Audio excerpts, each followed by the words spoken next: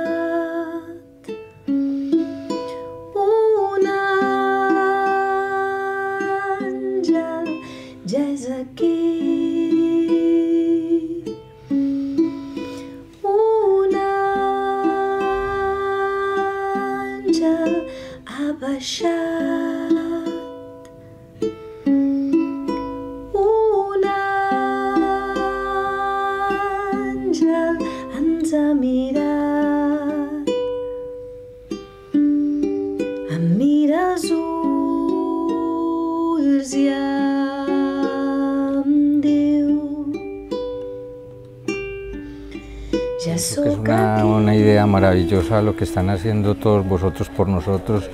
La experiencia ha sido maravillosa desde el punto de vista que hemos aprendido nuevas cosas que jamás pensé que de pronto hubiese llegado a ser, aparte de poder compartir con nuestras familias todas estas experiencias y todo lo que hemos aprendido acá, tanto en tu taller, Ángela, como acá con el grupo. Claro, esto me acordaba lo de mi abuelita cuando estaba yo más pequeño, que estaba yo chico, cuando estaba chico, que mi abuela hacía colchas de retazos y en el medio lo hacían con lana de colores. El compañerismo que se vive en este momento es algo que nos reconforta a nosotros como personas, en medio de los talleres poder manifestar nuestras inquietudes, nuestras alegrías, nuestras tristezas. O sea, se siente uno como importante porque está uno pues integrado en algo que va a salir uno a la luz, va a venir gente que uno no conoce de otros lados y se va uno integrando, se siente uno bien.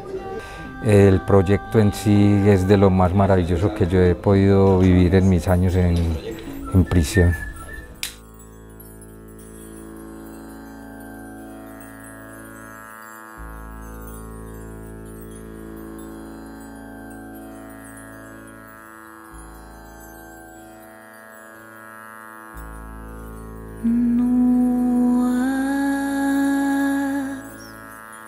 Dins un univers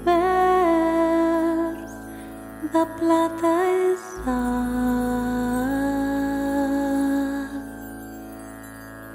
nues podríem unir-nos en un sol